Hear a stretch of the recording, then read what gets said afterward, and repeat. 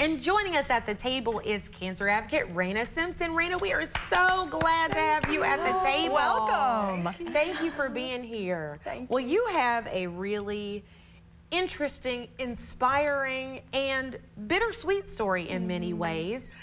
You have been battling cancer for a little while now. Tell us a little bit about yourself, your diagnosis, and your journey so far.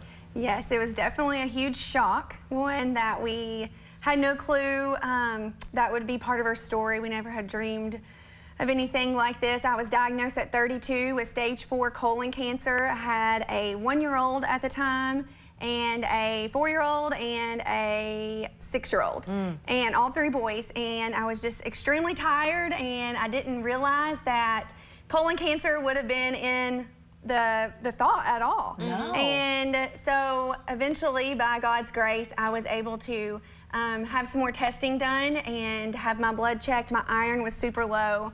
And they found the cancer through a colonoscopy at the ER, through the ER.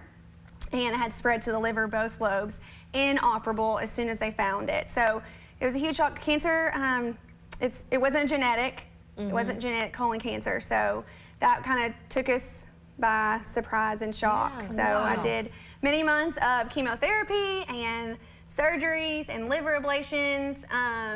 And the reason why I was able to have surgery eventually, because I was inoperable, is that the chemotherapy, by God's grace, worked. And it shrunk the cancer small enough that they could go in and remove a lot of the spots in the liver and in the lung, or in the colon, and many months of chemotherapy after that, just for it to come back 2 weeks later. But I did get to ring the bell. So that was a positive, gosh, yeah, even though it came back 2 weeks later. And so now I'm still fighting because it's in the lungs currently. Okay. So Raina, you have been such a light. I've known Raina for many years, and you're always such a joy, but you have actually turned this as an opportunity to help others. Can you tell everyone about that? Yes, so as I was in the waiting room at Markey Cancer Center, I was connecting with so many different patients. And of course, we're all sad in there because we have terminal illnesses, or we just got the shock of the news, whether it's stage 1 or stage 4. The shock of the word cancer destroys you, and it destroys everyone around you. And I quickly realized that so many people needed help. They needed counseling, they needed someone to talk with, especially the caretakers, the spouses, the grandparents, whoever was taking care of these people.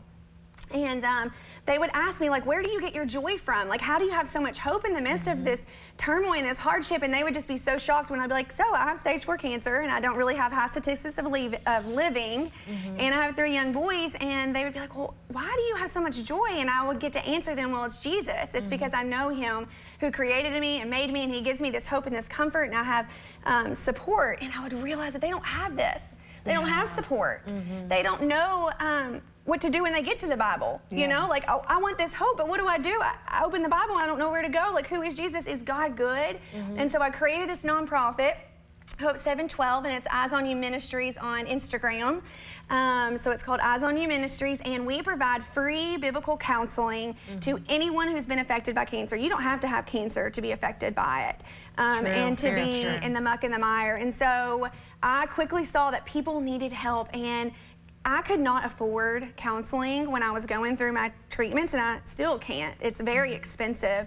My insurance wasn't paying for it at the time, and so anyways, we wanted to provide that for everybody, and biblical resources and books and devotionals and notebooks. And we send each person who comes to my ministry and messages, we send them free little gift box of just like happy things that made me happy and made me feel less lonely. And it is a tangible item. So, I mean, there's not a whole lot that it can do for you when it's tangible item, but that's why we give them biblical resources, because it's eternity perspective that can forever encourage them. So you have another big step kind of coming up in your treatment journey. Are you okay to share and to talk about that? Yes, so Markey Cancer Center has been fabulous. I mean, I've got the best treatment, the best doctors there. However, my cancer no longer is responding to chemotherapy here, so we're out of standard of care options. So now I'm looking at Sarah Cannon in Nashville for a new drug, and I'm undergoing a new trial. Really excited about starting this Friday.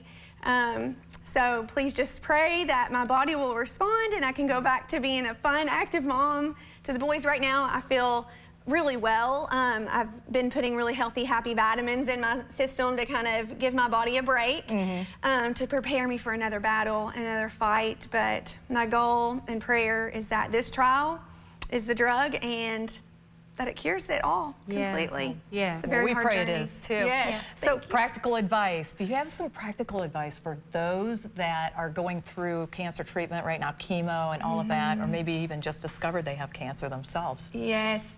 On my Eyes on You ministry page on Instagram, I post practical advice all the time because honestly, that is what has helped me tremendously, is saying, hey, let's just take one foot out of the house right now. Yeah. So many times we're laying in bed, we're sick, and all we can think about is ourselves. And I say, if we could just take one foot, just go to the mailbox, just go and sit in the sunshine for like 5 seconds. And honestly, that 5 seconds turns to like 5 minutes because you're like, I love this, I want to do more. Yeah. And then another really big piece of practical advice is get involved in a community. Yes. As much as you can. My support group is huge. And that's not because there was anything special about me. It's that I learned I had to ask for help, and you have to let down your pride. Yeah. So Raina, tell us real fast, because we're out of time, your website so folks can go check it out. Yes, RainaB as in boy.com. Raina Yeah. Simpson, Easy thank enough. you so much for being here and for sharing your story. Thank you. We wish the best and pray the best Love for you. you. Yes. Thank Love you you very guys. much. All right, everybody.